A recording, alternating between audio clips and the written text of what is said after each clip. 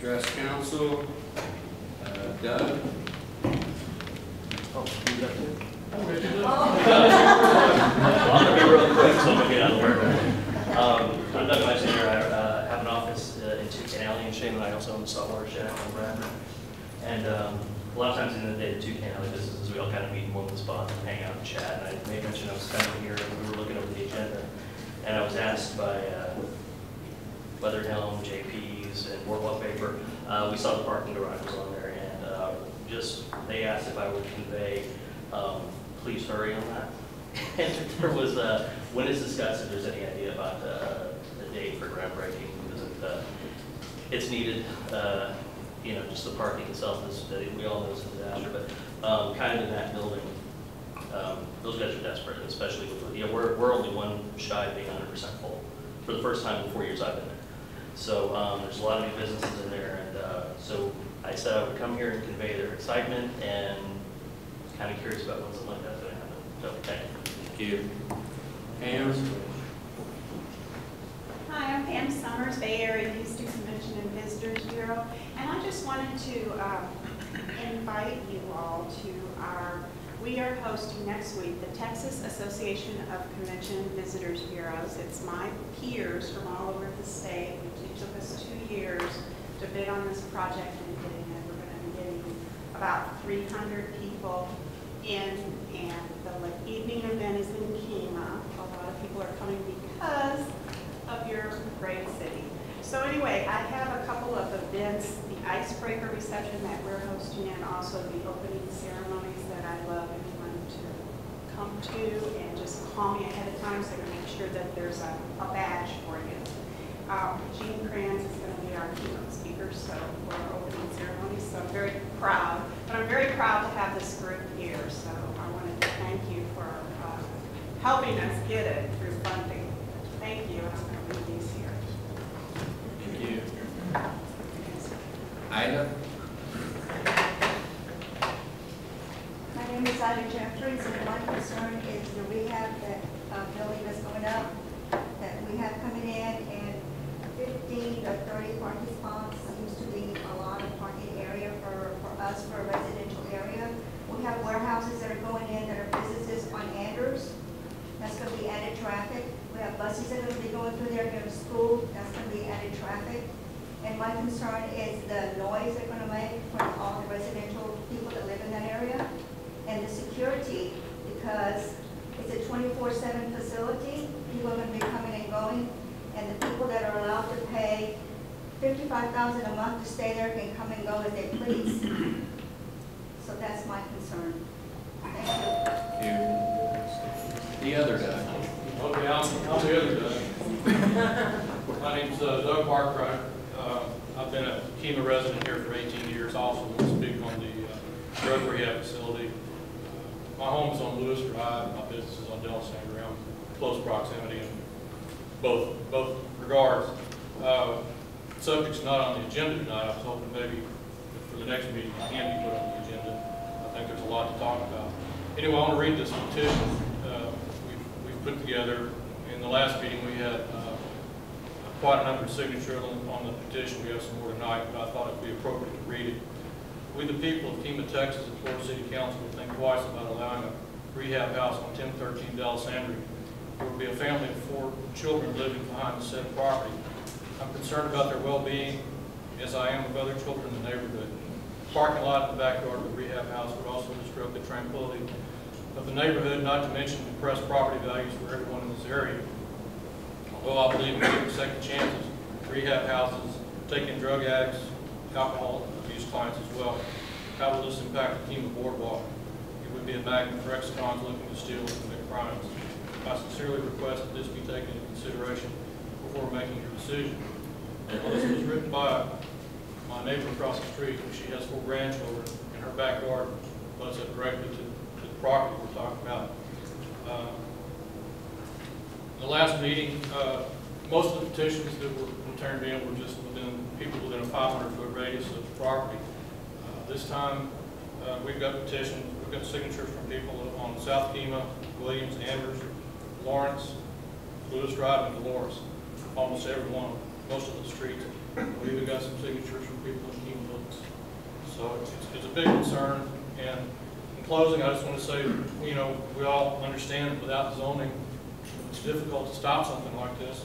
But the purpose of these petitions is to lend public support to help you folks find a way to stop these. So we really hope that you will. And please enter this petition into the meeting minutes tonight. Thank you. Thank you. Wayne? Two things, one real quick, for those folks who don't know it, y'all maybe mention this later. They're going to be lifting the shuttle mock-up and the Endeavor on top of the shuttle carrying aircraft next Thursday morning, 7:30 over Space Center Houston. So if you don't mind piloting with a few thousand of your best friends, there should be a lot of people in and around the area. If that's interesting to anyone, you might just want to take note of that and show up Thursday morning.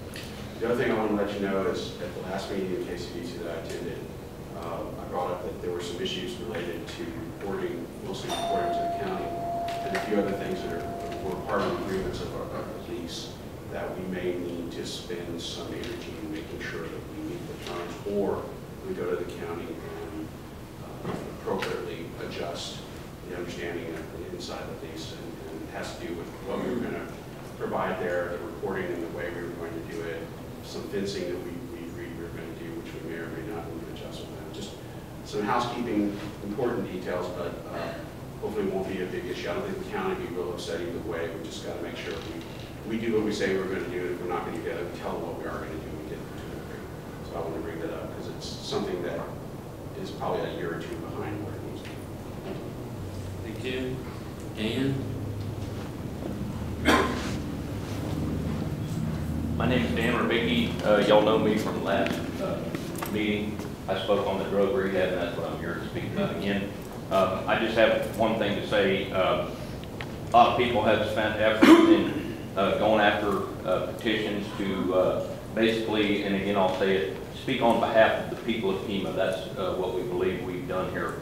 I'll just say this, we've had, aside from people that we approached and ran into that were associated with the city government in one way or another, either employed or related, we had 100% success, and that should speak for itself. I think that's the petition is getting bigger and bigger, and it's moving outside of the 500-foot radius. That should speak for itself. That's all I got to say. Thank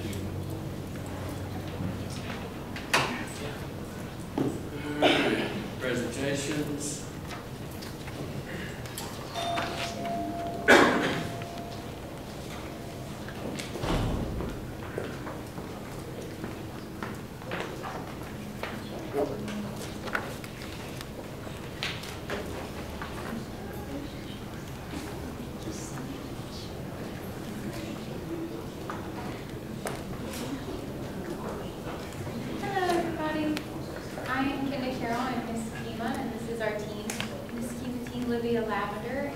We just want to spend a little bit of time individually saying how proud we are to represent the city and how thankful we are. So I'll go ahead and start.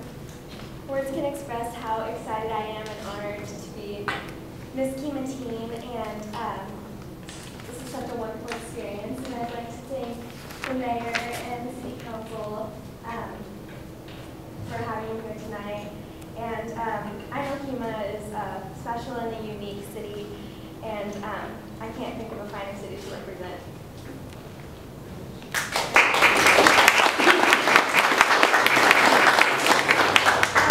For myself, I know a lot of people, if you've never been in a pageant, don't have any family that's ever done it, they can be kind of a cliche, and people think that they have their own thoughts and everything. But I just want to say that for me personally, I've been competing just for 3 years. And at 18, 19, when I moved on and I became financially independent as an adult, I wasn't really the person that I knew I wanted to be. And I don't want to get emotional, but pageants have totally changed my life. And I just want y'all to know it means so much to me to be a title holder, especially Kemah. I wanted this so much because Kemah and Kinda sound really good together. But truthfully, we are very proud, and we're going to do our best not to let y'all down. This is such a wonderful little town, and ever since we walked off the stage, it's been nothing but the nicest people everywhere we go, restaurants, hotels, the city council, obviously we've met with you all a few times, and everybody's just been so good to us, and we hope that we can continue to be good to you all. So if you ever need anything, if you ever have fundraisers, anything, somehow let them know, they'll let us know, and of course you guys too. We want to be a part of it as much as we can for the next year and really be involved with this community. So thank you so much for having us.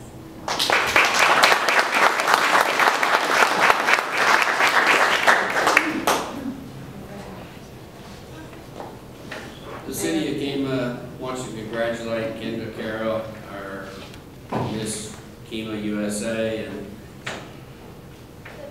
Livia Lavender, our Miss Kemah Teen USA.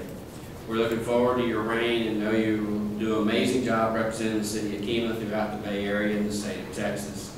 Your year will be full of appearances, charity work, and we are very proud to have you representing our wonderful city. Congratulations. We have some special gifts for you as soon as I walk up there.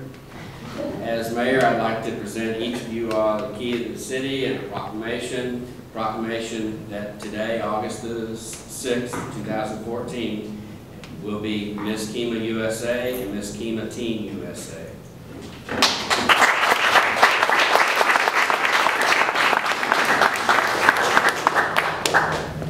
After the mayor gives you your presentations, one at a time, I'd love for the council to please come down and take a group picture really quickly. All right, Miss Kemah USA 2014. This is the key to our city. This is our proclamation declaring your day. Oh my gosh, thank you. You.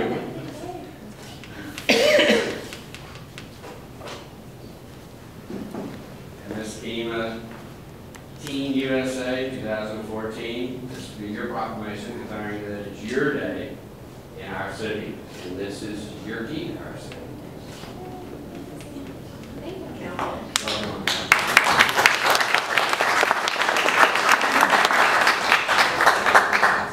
The mayor recommends y'all and council on both sides, please.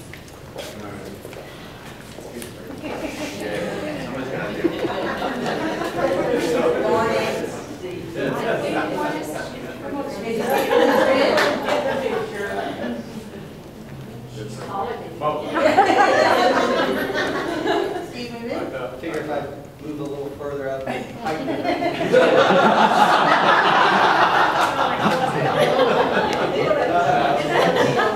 Look at me. You didn't wear your heels.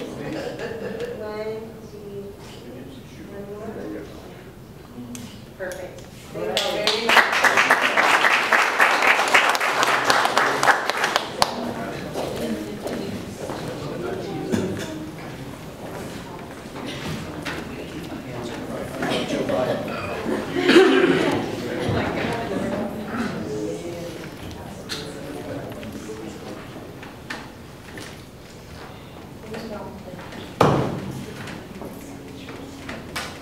Greg Reichner.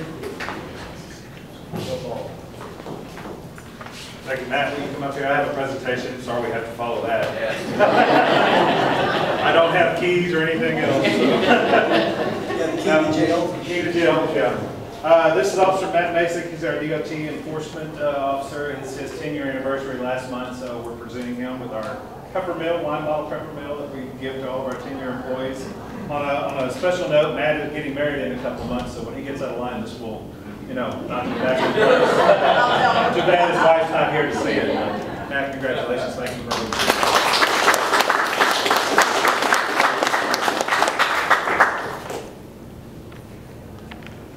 Thank you. Thank you.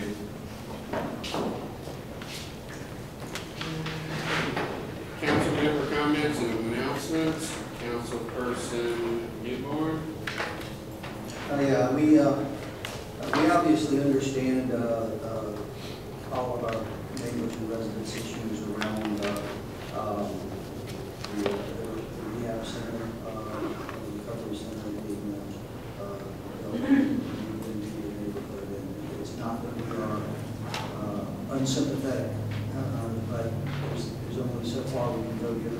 I'm sure you've heard before, there's no zoning really thing as in a residential neighborhood versus any other kind of building outside of Kemah Oaks where it has been really declared by the neighborhood association, or maybe a couple of others have declared neighborhood associations that are either defunct or some of them are still in code. I mean, without that, there's really not much we can do. We fully understand it.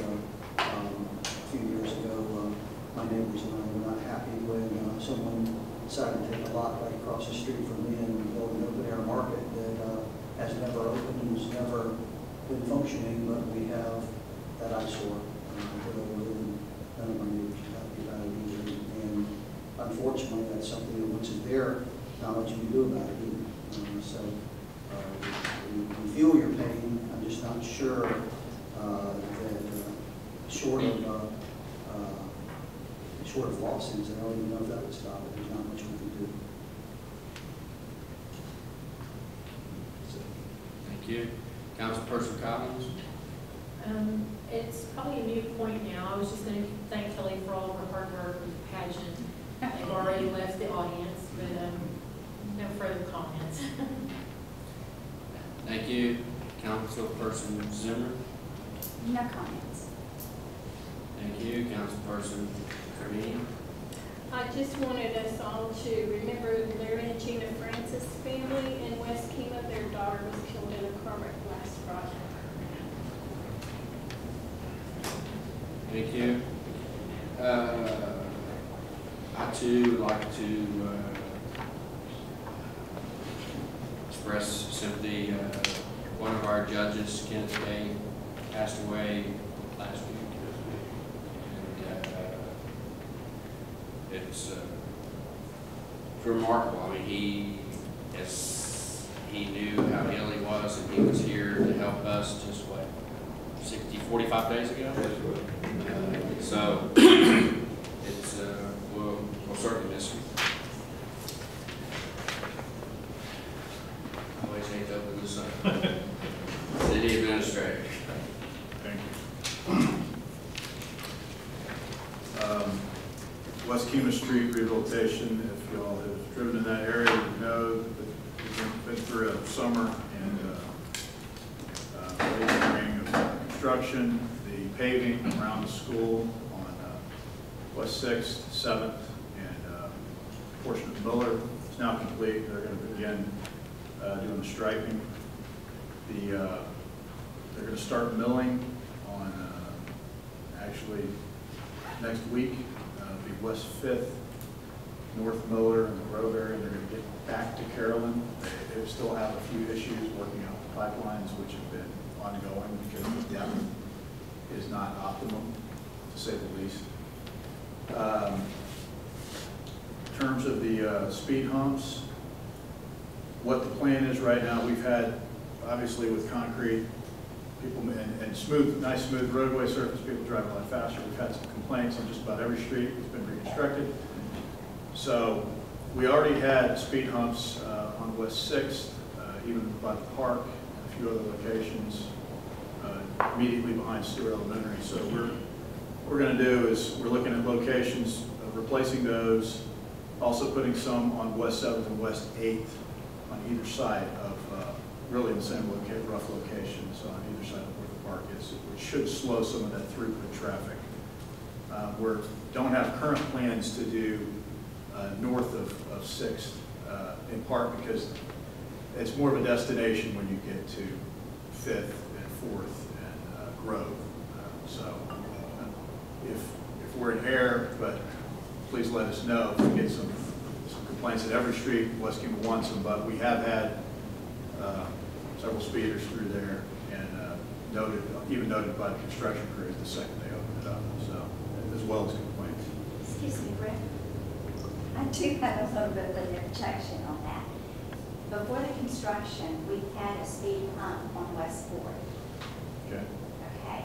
Now, since the streets have been finished now on both sides, and we've been through traffic, because that is the street whenever you come from under the bridge and you come up, that is the one street that you can make the right on, and you can go all the way through to Miller. So it is kind of like it's being used as a through street, everybody goes straight, so they don't have to do the little curve thing to We go up. we can look at 2 on West 4th and 2 on West 5th. That's what we're doing on just about every street. Is That would be good. 2, not 2. No, we can use two. One for the general population and 2 for One for the locals. One for the tourists and one for the locals. Okay. We still have children on that street. I will get with the team on it. They're about 1,200 a pop. We'll see. These are not the port-in-place ones. These are the bolt-down ones. They're about 1,200 a piece, and we can extend them and contract them, add panels. Similar to the one, like the ones that was behind the school. Yeah, they're speed humps. They don't have quite the impact of hitting some of the port-in-place ones, but they do force you to slow down, and they don't tear up cars. They're low profile, Good. so sports cars, nothing drags on them. They're a little wider, so it's not just a up and down. What I would like, instead of a speed hump on North Miller, is just to put a 4-way stop there. Because that's where everybody cruises through to get to Starkville. That's a whole other issue. Yeah, that's, a speed hump's a whole lot faster. Greg, look into that and see what that. They also, last thing they did, when they poured the area immediately across from the east side of Stewart, there was already a wide apron of what was asphalt. They went ahead and poured it as concrete, designed it as such. What we're going to come back to y'all with is a striping, it's kind of a parallel striping plan for no overnight parking, but some temporary parking throughout the day that can be used. Because what happens with Stewart, as you know, anytime there's an event and you don't have enough parking, it goes just everywhere. So another half dozen spaces are there. Come out of that. Last thing is Bayshore is designs complete. Early September, be advertised, and this will be FY15, early FY15 implementation. So that this will be concrete back here on Bayshore. It's has a construction cost. It's going to be about right at $375,000. That's what the engineers estimated. And that completes my report, believe it or not. You're not done, but I appreciate it. Police Chief? Thank you, Mayor. Told y'all last meeting we tested to fill our vacancies, but I didn't tell y'all was 27 signed up, 16 showed up, and 9 passed. Out of the 9 that passed, we've already watched 8 of those due to background, so we made 1 out of 9. So we're probably going to be testing again real soon too. So if you know anybody that's a certified police officer, sign them up. We need them. Some of y'all may or may not remember back in May of 2012, we arrested a guy on the unicycle for going over the bridge, not dressed yet. Unfortunately, last night he was killed on his unicycle in the port. So our thoughts go out to his family. He was suffering from a mental disease. So just sorry to hear that it turned out that way. Other than that, we're working on the budget and ready for summer to be over and the coldness to get here. Thank you. All righty, consent agenda. Is there a motion to remove any items from the consent agenda? If none, do I have a motion to approve? So moved. Second? Second. All in favor say aye. Aye. All opposed say nay. That's unanimous. Received a report from Carl Gibson's, Gwendolyn Marford regarding financial controls. I'll give you all cliff notes of it.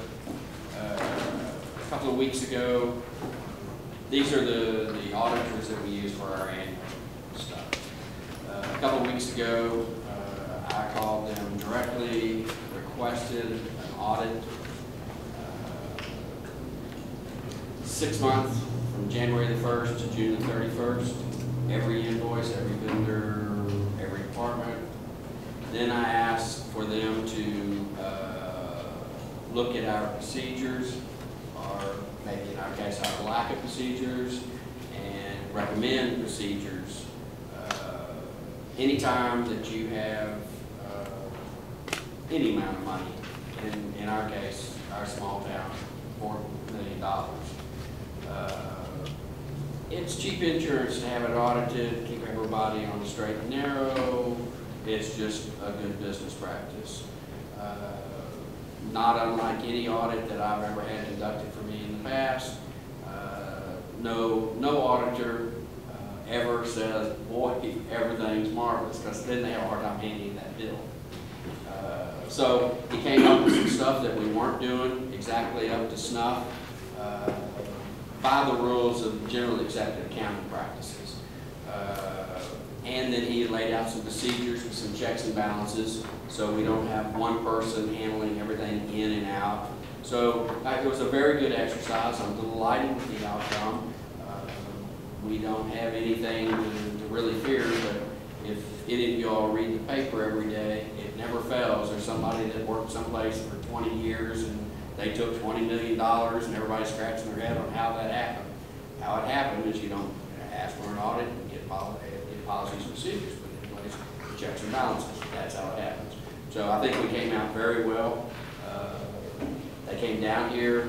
I think they were on premise 3 days or something like that. Then they had a couple of days in their office. So it was an excellent exercise. We got some good procedures out of it, and it was an absolute positive experience. Much like buying life insurance, you just hope you don't need it. So that's all we got for those guys.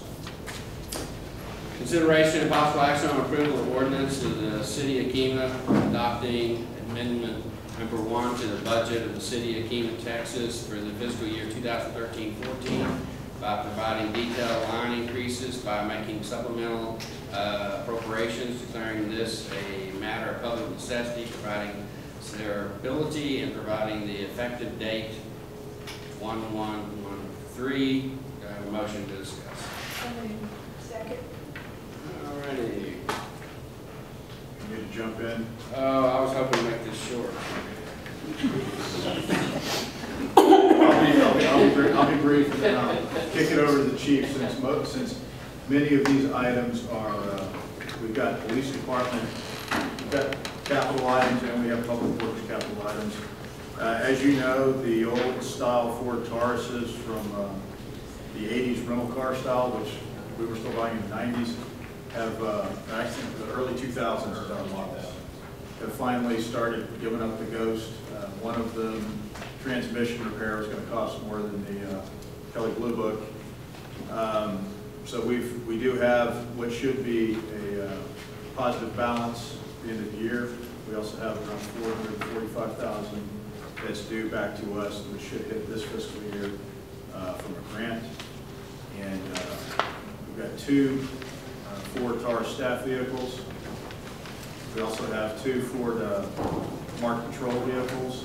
I would want to point out that the Tahoes that we've been going with, not only have they started to creep up several thousand per unit, I expect the newest ones that kind of look chopped, that kind of look like a Suburban that they chopped finally, have gone up.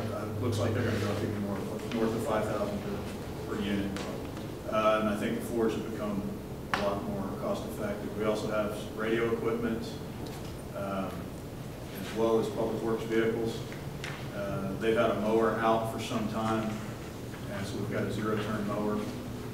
And so its final number is about 209, about 131 on the PD side, and about 35 on the public works side. Question, you've already gone out like on bids for, and got these are. This is the HJC buy program, That's, okay. which is the the evergreen process, which provides, it has a list of vendors that has all the best prices that we can get through that co-op. And Greg is effectively our real purchasing agent at an agency that's small. He's pretty active in that program for all the departments, just to highlight what he does on a day-to-day basis. Any other questions? Motion to approve. So moved. Second. All in favor, say aye. Aye. All opposed, say nay.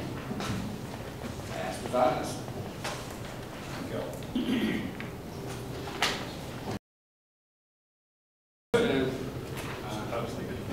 Merry Christmas and Easter. Consideration of possible action on the appointment of Mayor Pro Tem. Motion to discuss. So moved. Second, Second. discuss. I would like to nominate the Honorable Wanda Zimmer. Second that. Is that a motion? Do we vote on it? Unless there's any other nominations. Any other nominations? If not, then you need a motion that the nominations close and that she be elected by acclamation. I'll motion for the nominations to close. And then one of them will be elected by acclamation. And one will be elected by acclamation. They vote? That was easy. All in favor, say aye. All opposed, say nay. Nay. You're in. And you'll find out mayors don't get to vote. But you're not gonna ever be gone, so we don't wanna discuss that. It's, you know, it's sort of been fortunate. 2011, Robin was my mayor pro tem. 2012, Wayne was my mayor pro tem. 2013, Carl was my mayor pro tem. 2014, you're going to be the mayor pro tem. If I remember correctly, I was sick for one time for each one of them. So they all got to be mayor one time. I don't plan on you having to like learn the role or do that. I'm sure I'll be sick. You're warning, right? All righty. Consideration and possible action on appointment of a member to the Bay Area Houston Convention and Visitors Bureau Board. Motion to discuss. So moved. Second. I would like to appoint Bill Minnick. I'm not saying. How do you say? Minnick. Sure, okay. I'd like to, that would be who I'd like to appoint, if you guys. Anybody want to make a motion to that? I would make a motion to accept the mayor's recommendation for this appointment. Second. All in favor say aye. Aye. All opposed say nay. All right, Bill, you're on. Congratulations.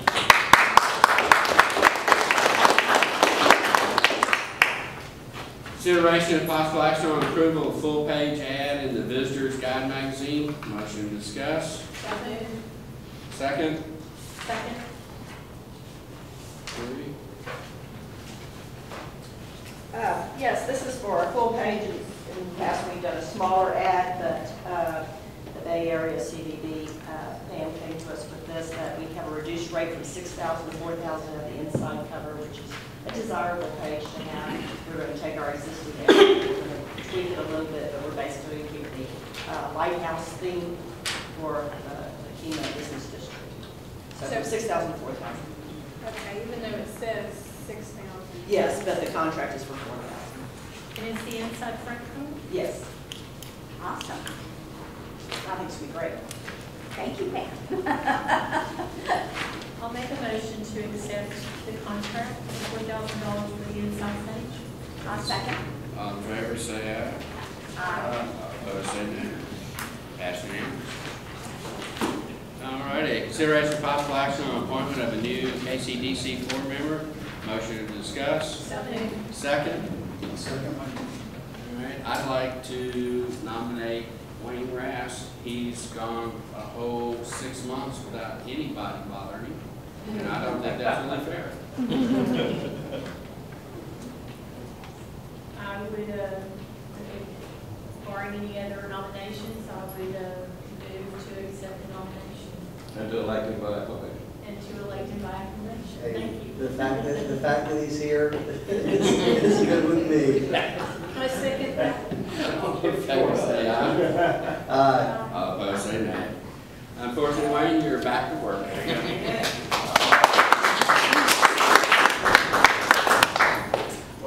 Consideration and possible action to approve a contract with Clear Channel of Houston to lease city property and install a digital outdoor billboard, 14 feet by 48 feet, in conformance with DOT, Texas DOT regulations and availability for the city event announcements and emergency management network.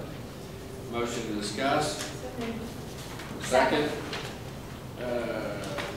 Donna's not here, right? I don't believe we. Okay. I'll give you all some cliff notes if you want greater detail. We'll let Rick and them, or not just them, just Rick actually. If you all have a little doodad. This company has been talking with the city 6 months ago. Actually, going back to probably right at the beginning. A long time. And here's what it sort of boils down to. It is the new digital, so it changes every 8 seconds. It's not just a solid billboard. 1. 2 is that it's approved by Texas Department of Transportation, so we don't have any of those issues to deal with. Thirdly is it is hurricane rated at 120 miles an hour, so when these others go into people's homes, we'll still have ours. It will be connected to the emergency evacuation. It'll be on both sides, north and south. And they came out and will be adding a gas generator unit as part of it to keep it powered throughout any event. Yeah, any power. But it's gonna be located right here where it's. Right At there. the proposal will be at the corner of the property right here. Now, go ahead in terms of the, can't place another one by TxDOT rules. 1,500 feet. I do not like billboards. I do not like signs. I do not like looking like Bay Cliff. No disrespect to anyone in Bay Cliff. Okay. But this affords us a tremendous amount of benefit. We get the emergency part. We get to put our various events and stuff on it. I mean, it's not like it'll be ours for free for life and all that stuff, but they will let us put our stuff on there for the events and any special stuff and this, that, and the other. So they're very, very lenient, or so far they've been very lenient that way. Now here's the part that really caught, those are all nice features, don't get me wrong. Here's the part that caught me. We will receive approximately $50,000 for our general fund for letting them put in a little post over here on our property. Now, I'm not all that good with math. I haven't figured out exactly how many homes of taxes that would take in for us, but it was more than I could count without taking my shoes off. And it's for a 20-year term. And it's for a 20-year term. Yeah, I mean, it's $50,000 that goes to our general fund, and we get all the benefits off of it. I'm not much on signs. I love this sign. Would be paid up front at the beginning of the year. I mean, that's $50,000 a year. Yeah, a year. It's 50,000. That's a couple of police cars every year. That's actually. It's all good. 1 million. I've been waiting to do that all day.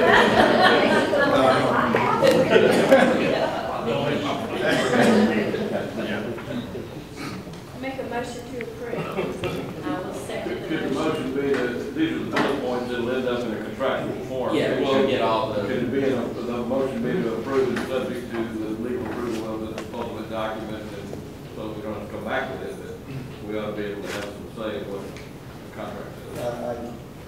I don't make whatever you said about it. Subject to contractual agreement. Second. All in favor, say aye. Aye. Opposed, say nay. That's unanimous. Consideration and possible action on adopting an ordinance approving the creation of Kemah Public Facility Transportation Corporation, appointing initial board of directors and approving other matters related to. Motion to discuss. So moved. Second. Second. All right. Who would like to discuss this? I'll just give the opening and allow Dick and Charlie Barry can both speak to it. We currently have a Kemah Public Facilities Corporation, for which City Council is the governing body. There is also an avenue, which this actually would be via resolution rather than ordinance, to create a Chapter 431, which is State Transportation Code, a Transportation Public Facilities Corporation, which has additional powers above and beyond. Barry and Jim can elaborate on this. This was actually drafted by Todd Brewer, our the city's outside bond council, special district council. So, yeah, and the old one we have is not replaced. It's just that we're going to use this one for this purpose. We're not going to kill the old one.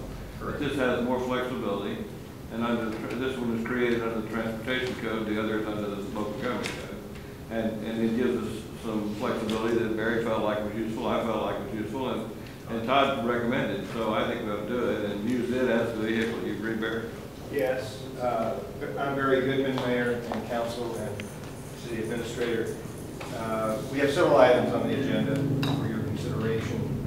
I don't know if it's appropriate to sort of tie them together. At least how they relate to each other. But in our latest development profile for the Kemah Transportation Center, we, depending on the joint use of that facility, we estimate that it will generate in net revenues from $500,000 to $800,000 a year. Now, what that means is that all of the O&M costs of the facility, Kemah shuttle, future transit connectivity are paid for before we get to net revenues. And so in discussing with city attorney and bond counsel how to prepare for a future that provides the city the most flexibility possible with respect to revenues, positive revenues, it was decided that this facilities corporation would give us that flexibility if created pursuant to the Transportation Code rather than the Local Government Code. So that's what's before you today. We have some companion actions that relate more specifically to the Transportation Center, but it is a piece of the puzzle that I think will be important to City Council in the future. And it's important that this be acted on before we get to the next item, yes, because this will be the vehicle that does the contracting. But in terms of its population, it's no different than the other public facilities corporation. We don't have anybody other than City Council people acting on behalf of this entity. It's just another arm of government, another type of government that you handle, and you give some flexibility for the city to use. So you don't have any new people. Even though it says in here that they can be removed and replaced and et cetera. Yeah. That's how it works. That would be like if you had a new council person or whatever. That is what I understood that would. That's the concept of why that's there, because it's obsolescence and renewal. As people come and go in the council position, then they'll be replaced by the new people on the council. Allowing it to be a living document. Correct.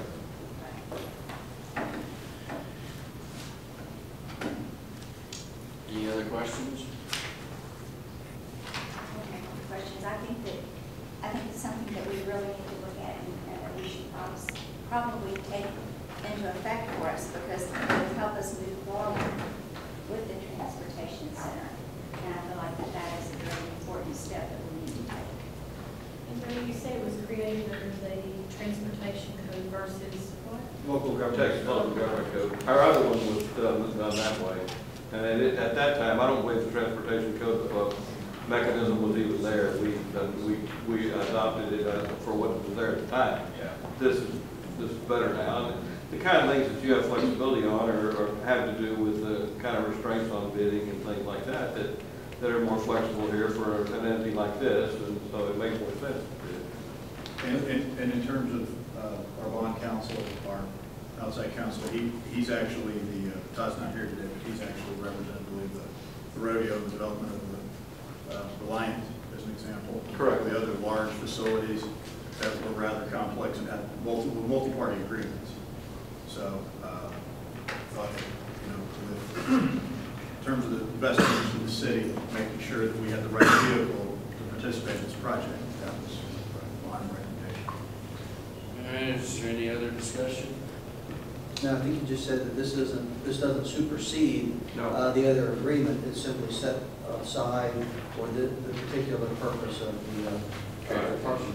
You notice that every time we have an agenda, it says the city council and it says the Public Facilities Corporation. Right. That's the old one. As a matter of fact, that's been dormant for many years, but it's still in existence. It's just that we haven't had to use it. But for the open meeting law purposes, that's been on every agenda. Every time we've had an agenda, we put it on there in case we needed it. We haven't needed it. And now we'll be using this one, and it'll have the same kind of process to follow. We would have all three then. Yes, correct. I move that we adopt this. I second it. All in favor, say aye. Aye. All opposed, say nay. I will abstain from voting. Okay. And one abstain. Motion carried. Motion carries. Consideration possible action on approval of resolution by the City of Kemah, Texas, authorizing the mayor to execute on a ground lease between the city Public Facilities Corporation and the Gulf Coast Center, authorizing the mayor to execute a development and facilities agreement between Kemah Public Facilities Transportation Corporation and with the Gulf Coast Center. Motion to discuss. Second. Second. All righty. Mayor and City Council, several months ago, Council authorized a ground lease between the city and the Gulf Coast Center. And that ground lease was between the Kemah. It was the Public Facilities Corp. The City of Kemah. It was with the city and the Gulf Gulf Coast Coast Center. Correct. The land in question is really owned by the Kemah Public Facility Corporation. And so we are recommending that in order for the city to take advantage, Gulf Coast Center City, of significant value in that land, the ground lease, the 4-year ground lease, provides significant value that matches the funding available for the transportation center. In order to properly take advantage of that, we have recommended that the city enter into a ground lease between the Public Facility Corporation and the Gulf Coast Center. Different than what you just created. Right. Because they own the land, Public Facility Corporation. That then puts the lease value where, with the owner of the property.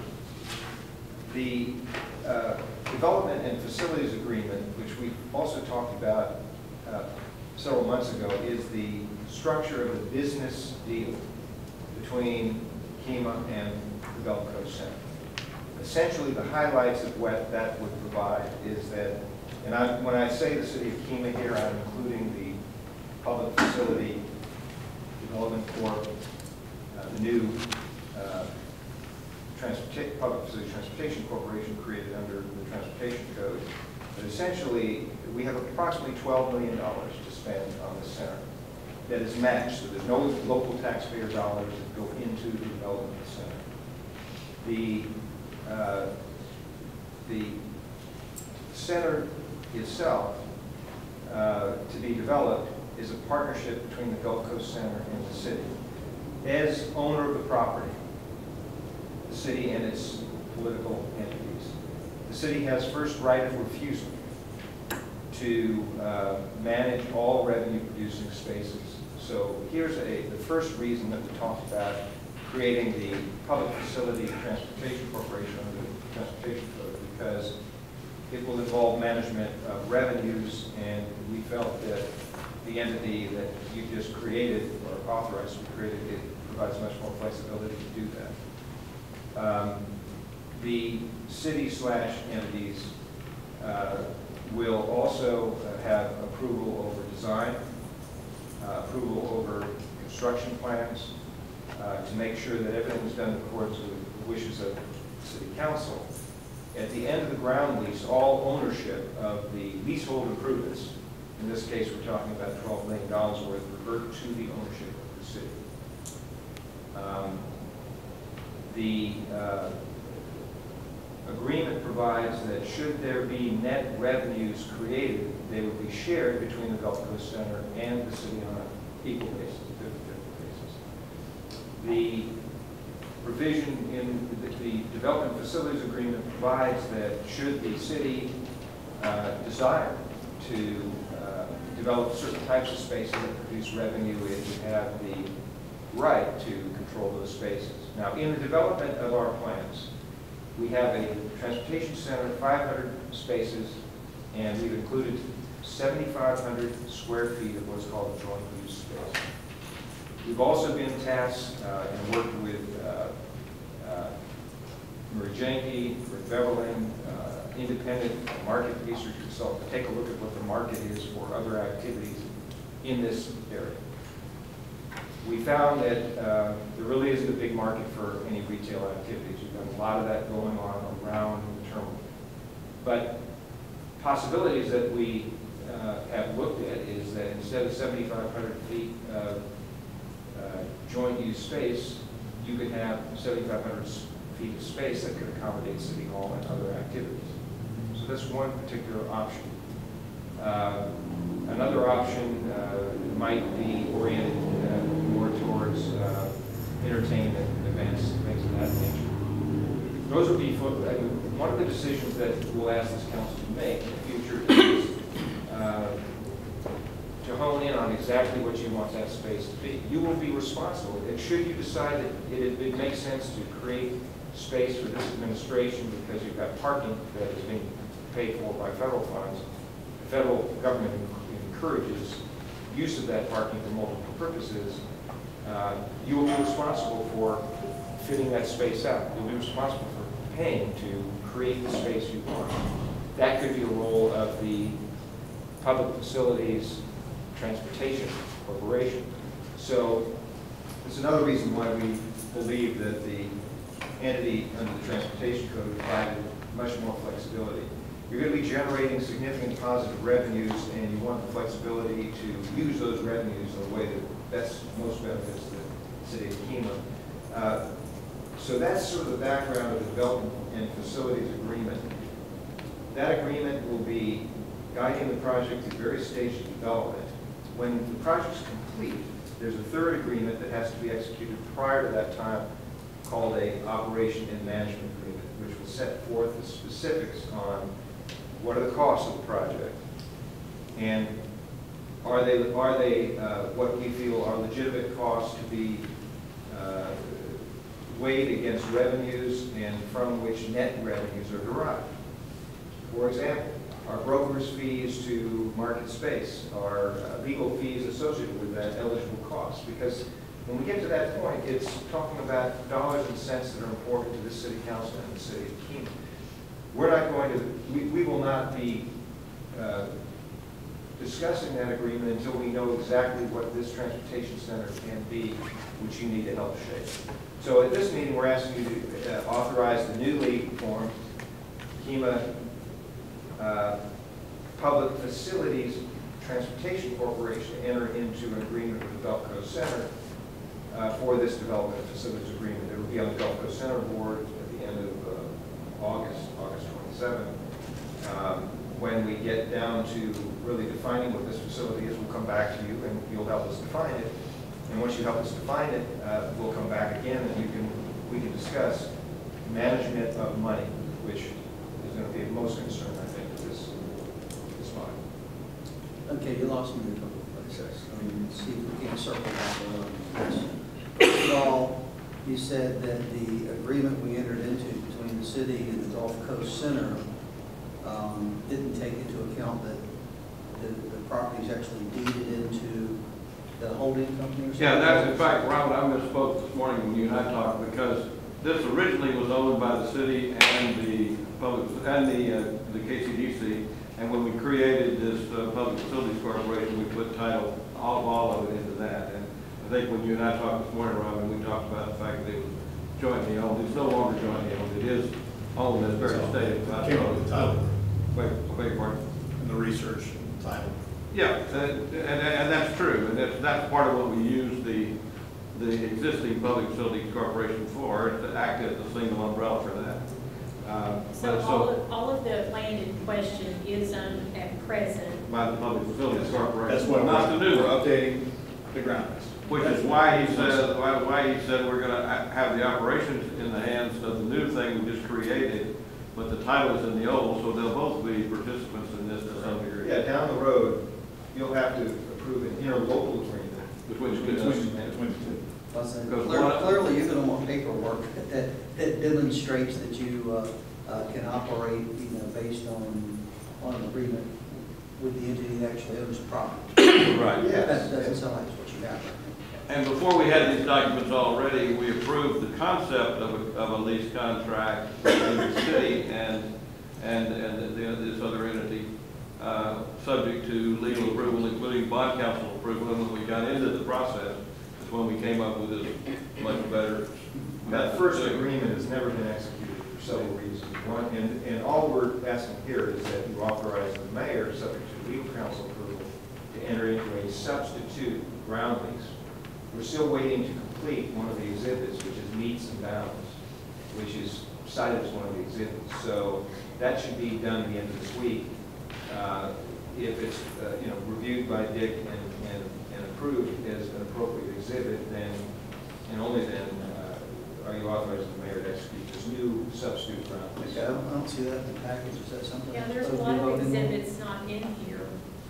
No, that one's being updated within a week. Okay. Yeah. All right, let's go to the second place that I seem to have fallen off here. You mentioned the 7,500 square feet of space, mixed use, whatever, that you believe probably might not have much to do with retail, but you suggested, perhaps there's some, could be a substitute space or overflow space or something for city use. And of course, our responsibility and expense for fitting that out and making it a proper use space. I understand that part. But at that point, then does the city need to lease that from this entity in order to lease? In other words, are we going to pay some market lease for that space, or is it going to be $1 a year, or what is the city making? That depends. That depends. If the city comes up with capital dollars, and what we have researched and in the context of FTA, Federal Transit Administration law, the federal government will be willing to share 50% of the cost of building a brick and mortar facility. And if the city of Kemah or / Public Facilities Transportation Corporation wants to join in the capital cost of building out for a specific city purpose, then the city's responsibility will be to cover the operating and maintenance costs in the space, which means all the metering and everything else will come right to the city. It will not be, the Gulf Coast Center will not be responsible for that, the city will be responsible. If the city wants the Gulf Coast Center to finance what the city's share would be, then the lease cost would defray the capitalization and the lease costs. And those are the types of decisions that we feel are appropriate for council and this Public Facility Transportation Corporation to make in the future. The main thing is that the federal money can be used to pay for shell space for joint compatible mixed-use space as it relates to the terminal. But if there's a specific purpose in mind, then that's where the city participation would come in, and your participation could be manifested through lease payments or just capital contributions. What's the approximate square footage of this? This one is actually, the total is right in that same ballpark. I think we're right at actually without the upstairs, we're at 6,650. We have looked at, and we did this in a previous iteration with some discussions on some other property unrelated. But we have looked at potential scenarios, what our estimation on looking at, say, a 25-year projection, if you had 18 to 20 staff members, I'm talking long-term, I'm talking the town is built to 4,500, 5,000 people 25 years from now. You've got 20 people on the administrative side, you've got PD, and you would also account for your council chambers in there as well. So 7,500, actually the original submittal that Gulf Coast Center did had just generic, I think 7,800, their original submittal to HGAC, which this is in the same ballpark of space. So long term, see on duty at any given time, right now, today, Greg has, you've got three on duty at any given time, plus dispatch, plus court. On a good day, up here, on a good day, we might have half a dozen people up here on this side. But if you were to throw in some of the other functions that we currently contract out, you'd easily probably be, you know, in the dozen range. Going up to 18 or 20 would give you your, you know, 2 decades, 2.5 decades out scenario versus, I guess, versus the functionality of this building as it has stood from opening day. And even our longest term employees have said, hey, we opened it, we realized we were either sitting on top of each other here or back there and crisscrossing this space, whether there's court going on or voting. So it's at some point. Well, let me clarify. We're being asked today to approve a framework within which no specifics have been decided. Not decided. A framework enables us to move ahead and begin design of this facility. I would say that we're 4 months away from coming back and saying, okay, we've got the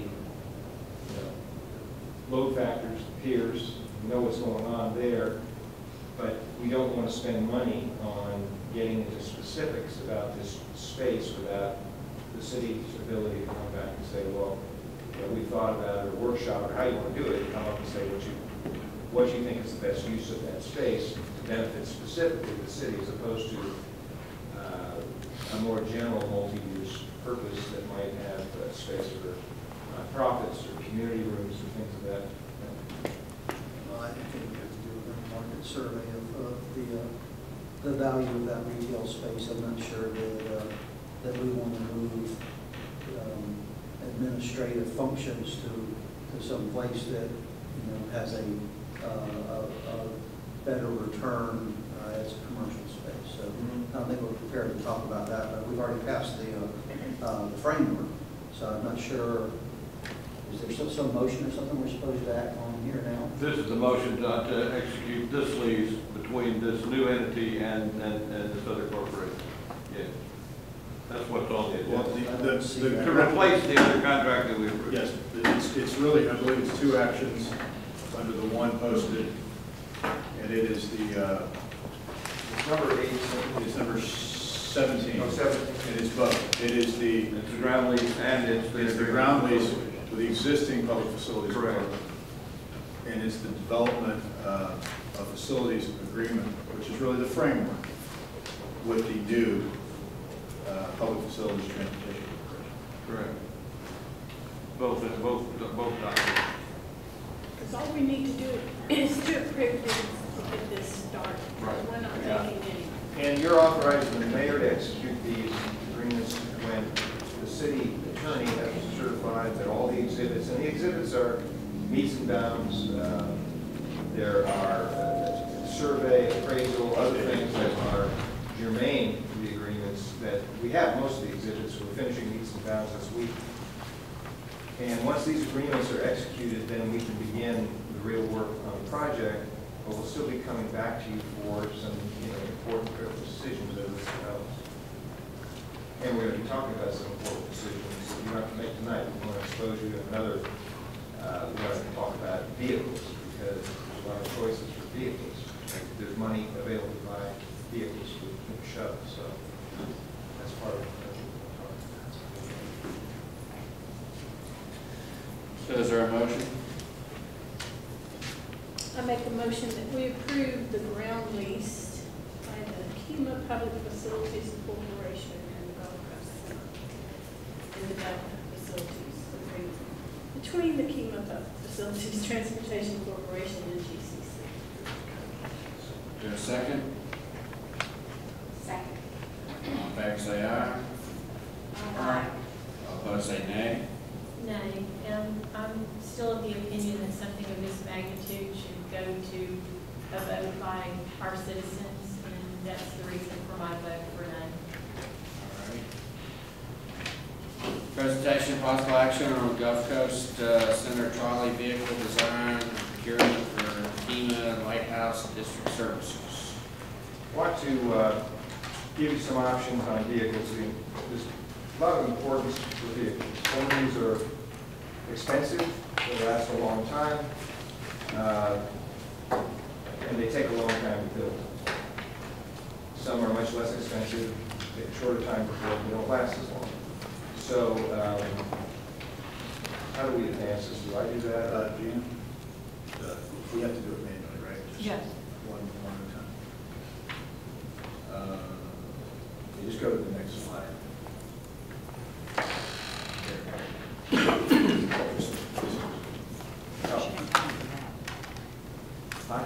Okay, so we're looking at procuring vehicles, and I'm going to give you examples by these manufacturers. Next. Currently have $800,000 of federal funding. We are requesting what's called transportation development credits from Houston County Council for the local share. The lead time on vehicles for heavy duty from the date you decide to developing specifications, request for proposal, contract, production, acceptance, 455 days, medium duty, 360 days. This is a Gillig trolley type vehicle. We have bought 8 of these that operate currently on park and ride service within Galveston County. They seat 30 feet long. Length is important because they're maneuvering streets that aren't that wide. 12-year life. These are extremely heavy duty. Next, Molly trolley. These operate all over the country. They're 22 to 28 passengers. Depending on how you fit out these vehicles, they're $140,000 to $250,000. This is Star Trans. It's a 10-year vehicle, only 6-month production time, 30 passengers, $150,000. So just to pause here, we know that we need a minimum, we need 3 vehicles to have a spare and operate the service. Some of in the lower cost gives us a chance we could buy more vehicles for expansion in the future, things of that nature. So, but they're not going to last as long. So this last one, Hometown Trolley, is a 7-year vehicle, pretty attractive, 6-month production time, 16 to 24 passengers, $130,000. And I guess this is another version that's a heavier duty, 10 years. And the seating could be from 20 to 42 passengers. The length is 20 to 40 feet. 40 feet is out. And we can't go much more than 20 feet. Our streets are fairly small. The other issue is, are any of these a hybrid option? There are hybrid options. There are the Gillig bus that I mentioned runs in our GreenLink service in downtown Houston. It's a CNG bus. Been running quite well, so there's a CNG option. There's a diesel. There's a hybrid. Diesel electric option. Those are more costly. They're cheaper in the long run. I will tell you though, interestingly enough, we're working with University of Houston to test the emissions from the CNG buses, Gillig buses operating downtown in GreenLink, and the emissions are not any better than a clean diesel engine. So. And what was the total length, or the maximum length you said? I think 28 to 30 feet is a turning radius that will be comfortably accommodated with your street system. 40 feet is a normal large bus, and that's out of the question. And all of these are handicapped? Yeah, well, they'll all be handicap accessible. They'll be state-of-the-art. Some of them actually kneel, so they actually kneel down and a ramp comes out for wheelchairs. I wanted to give you this exposure early. I think that we will want to make this decision probably before the end of the calendar year, but I wanted to get you thinking about it. We will send Rick to distribute to all of you. Well, he can probably distribute this PowerPoint to all of you. And we'll be continually searching for other vehicles. We're going into this thinking that a trolley type theme is something that would fit well with Kemah and the other types of transportation we have, your horse-drawn carriages and other things like that. So. You can forward the PowerPoint to us. I would motion to table the procurement of any Kemah trolleys tonight until we have more information and more. Yeah, we're not asking you to approve. Well, it says action. I feel Well, like we have to do in case y'all love the color or something. If you like that green one, everyone said we want the green one, but I think I just want to get your juices rolling because I want you to think in terms of 12-year life, more money, but you're not replacing it after 5 or 7 years, and so those are the dynamics that. And the federal funds are $800,000 that's selected by the HVAC for the purpose of the local circulator and the lighthouse and boarding district. So if you look for something that the transportation development credits are not cash, those are state credits that match federal funds. So if you use $800,000 as your cap, and you're looking at 3 vehicles.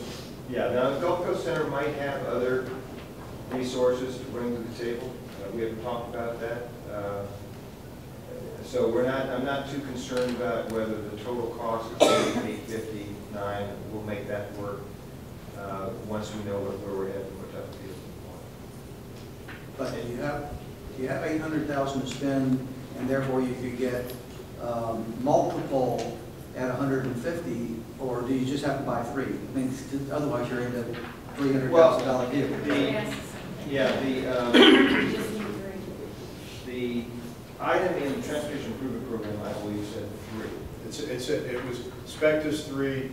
The reason we went a little on the high side was if we wanted to go with something that was a little bit either a more modern propulsion system and also a little bit dressed up, because something maybe looks like a trolley, maybe it's a hybrid, maybe it's a CNG, knowing that it's going to be in the district. And also think about what our ridership has been, how high it's been when we have run the shuttles. And those are like an airport shuttle or a handy van. By comparison, these will have people will definitely know what these are because they'll be very, very appealing. You can go with oak seats. If your choice accommodates a 4th or 5th vehicle, we'll go back and amend the HJC tip to accommodate that, because I think we can justify that based on the growing demand. But we wanted to have enough. The bare minimum is 3, and we wanted to have enough resources in case we wanted a real heavy duty vehicle. All right. So, we'll be back on this and I'm sure on other items. Thank you. Thank you.